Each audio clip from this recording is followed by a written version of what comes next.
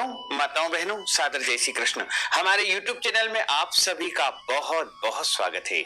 मैं हूं आपके साथ। आज बहुत शुभकामनाएं और बधाइयां। बाबा भोलेनाथ का भरपूर आशीर्वाद आपके जीवन पर सदैव बना रहे। आप सभी पूरे परिवार के साथ सुखी रहें, स्वस्थ रहें, व्यस्त रहें, मस्त रहें, निरंतर उन्नति करें तथा प्रगति करें। आज का हमारा विषय है कि शिवलिंग पर कौन कौन से अन्न चढ़ाने से कौन कौन से फलों की प्राप्ति होती है। तो हम आपको आज विस्तार पूर्वक बताएंगे कि शिव पुराण के अनुसार कौन कौन से अन्न शिवलिंग के ऊपर चढ़ाना चाहिए तथा उनको चढ़ाने से कौन से फलों की प्राप्ति होती है एवं कौन सी कामनाओं के लिए आपको कौन सा अन्न शिवलिंग के ऊपर समर्पित करना चाहिए। हमारे इस वीडियो को अंत तक जरूर देखिएगा और अधिक से अधिक लोगों को शेयर भी करिएगा। हमारे सनातन धर्म में जितने भी देवी देवता हैं उनमें सबसे जल्दी यदि कोई देवता प्रसन्न होते हैं तो वो बाबा भोलेनाथ है। और बाबा भोलेनाथ को प्रसन्न करके आप अपने जीवन की मनचाही कामनाओं को पूर्ण कर सकते हैं। तो अगर आप अपने जीवन की समस्त कामनाओं को पूर्ण करना चाहते हैं तो शिव पुराण में कुछ ऐसे अन्न बताए गए हैं जिनको चढ़ाने से आप अपने जीवन की समस्त मनोकामनाओं को अवश्य ही पूर्ण कर लेंगे। बाबा भोलेनाथ बहुत कृपालु है, दयालु है, उनको भोले भंडारी कहा जाता है। और भोलेनाथ के ऊपर यदि आप अक्षत चढ़ाएंगे यानी चावल चढ़ाएंगे तो बाबा भोलेनाथ अत्यधिक प्रसन्न होंगे तथा आपके घर में स्थिर लक्ष्मी का निवास होगा।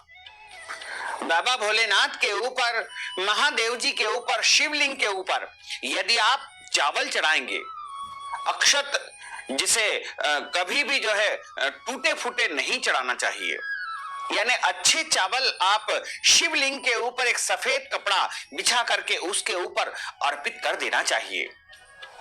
अक्षत चढ़ाने से बाबा भोलेनाथ के साथ साथ माता महालक्ष्मी भी अत्यधिक प्रसन्न होती है।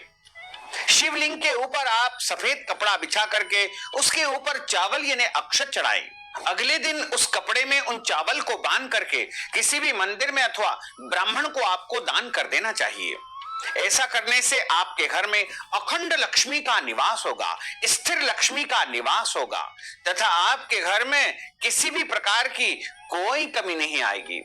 बाबा भोलेनाथ की कृपा आपके घर परिवार पर हमेशा हमेशा बनी रहेगी। इसी प्रकार काले अथवा सफेद तिल यदि आप शिवलिंग के ऊपर चढ़ाएंगे तो आपके जन्म जन्मांतर के पाप नष्ट हो जाएंगे तथा तिल से हवन करने से भी आपके जीवन के सारे कष्ट और संकट समाप्त हो जाएंगे।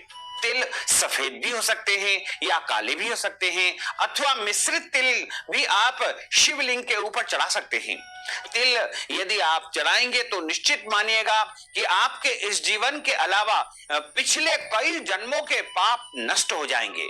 आपके द्वारा कोई भी गलतियां हुई होगी या कोई भी आपने अपराध किया होगा तो वो सब गलतियों को भोले बाबा क्षमा कर देंगे और आपके समस्त पाप नष्ट हो जाएंगे। इसी प्रकार हमारे शास्त्रों में जौ का भी बहुत महत्व बताया गया है।